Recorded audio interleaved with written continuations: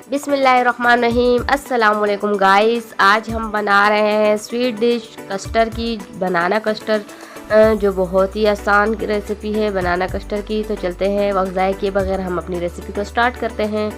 तो सबसे पहले तो मैंने 3 पाव दूध ले लिया है। इसमें हम हाफ कप जो है ना चीनी का शामिल कर देंगे और इसको जो है दूध को जो है हम बहुत ही अच्छे से बॉईल करके बहुत ही अच्छे से इसको पका लेंगे। इतनी देर तक पकाएंगे जितनी देर में दूध हमारा अच्छे से गाढ़ा ना हो जाए।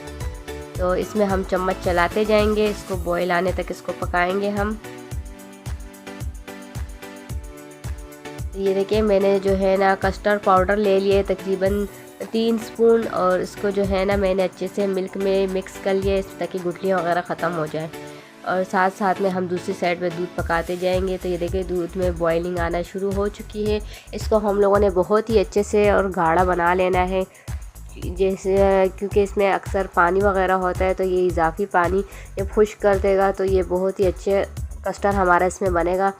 तो ये देखिए दूध हमारा बहुत ही ज़बरदस्त बॉयल हो चुका है। तो चूल्हा हम स्लो कर लेंगे ताकि दूध जो है हमारा बहुत ज़्यादा बॉयल नहीं हो। चम्मच हम साथ साथ में चलाते जाएंगे और हल्की आंच पे दूध को हम तकरीबन 3 से 4 मिनट के लिए और भी बॉयल होने देंगे, क्योंकि जितना अच्छा गाढ़ा दूध होगा उतने ही हमारा कस्टर्ड बहुत ही ज़बरदस्त बनेगा।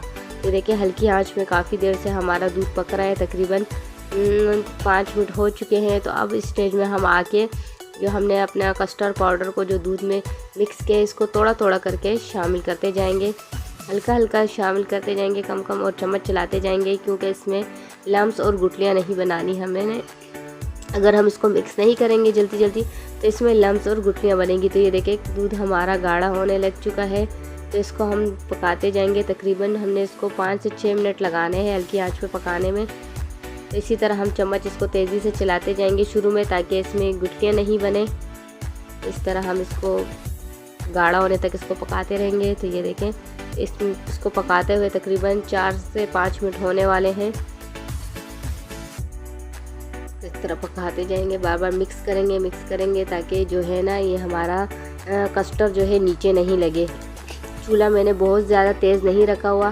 तो ये ऑलमोस्ट डन है। इसको भी हम साइड में रख के ठंडा कर देंगे और एक बोल ले लेंगे जिसमें हम लोगों ने कस्टर्ड निकालना है। तो सबसे पहले इसमें हम बनाना शामिल कर देंगे। अक्सर लोग कहते हैं कि बनाना को जब हम कस्टर्ड में शामिल करते हैं तो बनाना जो है बहुत जल्दी ब्लैक हो जाते हैं। तो इसकी वजह ये है कि हम जो है ना कस्टर्ड को गरम गरम कस्टर्ड में ही बनाना को शामिल कर देते हैं। तो हम लोगों ने कस्टर्ड को पहले अच्छे से ठंडा कर देना है रूम टेम्परेचर पे, उसके बाद जो है ना बनाना को रखना है। तो ये देखिए पहले हमने बनाना की लेयर लगा दी थी, फिर इसके ऊपर हम लोगों ने कस्टर्ड की लेयर लगा दी, फिर से हम इसके ऊपर बनाना की लेयर लगा देंगे और इसके बाद फिर से हम इसके ऊपर कस्टर्ड की लेयर लगा देंगे। तो ये स्टेप बाय स्टेप हम लोगों ने करना है, क्योंकि हमारे पास जो कस्टर्ड है वो बनाना फ्लेवर का है। तो इसमें बनाना का जो फ्लेवर है बहुत ही ज़बरदस्त और मज़ेदार आएगा। तो ये देखिए इस तरह हम इसके ऊपर दोबारा लेयर लगा देंगे। तो ये तकरीबन डन हो चुकी है।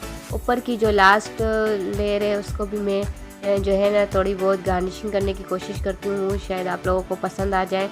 तो वैसे तो मुझे इतना ख़ास इस चीज़ में इतनी समझ नहीं है, लेकिन थोड़ी बहुत मैं कोशिश करती हूँ शायद इसका लुक अच्छा लगे। तो सबसे पहले हम लोगों ने जो है ना बनानास लगा दिए, एक एक करके इस तरह हम सारे बनानास शामिल कर देंगे। कस्टर्ड तो वैसे भी बड़े और छोटों सबको बहुत ही पसंद होता है। बहुत ही कम लोग होंगे जो जिनको मीठा पसंद नहीं हो कस्टर्ड ख़ासकर। तो ये देखिए साथ में मैंने रेड जेली ले ली है। इसके मैंने मोटे मोटे क्यूब्स रखे हैं, रफली कट की थी मैंने इसको।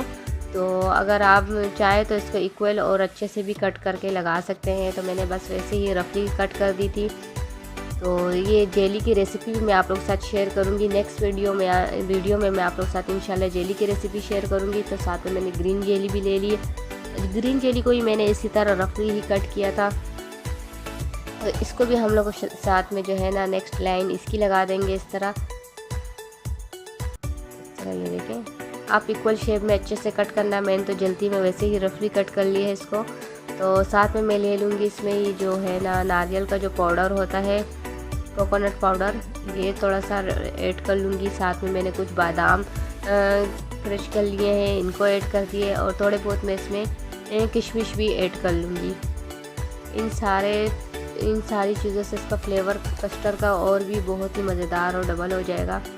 नहीं तो आप सिंपल बनानास भी ला सकते हैं, उसमें भी इसका फ्लेवर जो है ना बहुत ही अच्छा आता है। तो ये देखिए इस तरह हम लोगों ने इसको हल्का फुल्का डेकोरेट कर लिया है। अगर आपको मेरी ये रेसिपी अच्छी लगी तो प्लीज़ इसे लाइक करें, शेयर करें, कमेंट्स में अपनी राय ज़रूर दिया करें, इससे हमारा हौसला बढ़ता है। तो फिर मिलेंगे इंशाल्लाह इस तरह एक और अच्छी सी रेसिपी के साथ। तब तक के लिए मुझे इजाज़त दीजिए। अल्लाह हाफिज़।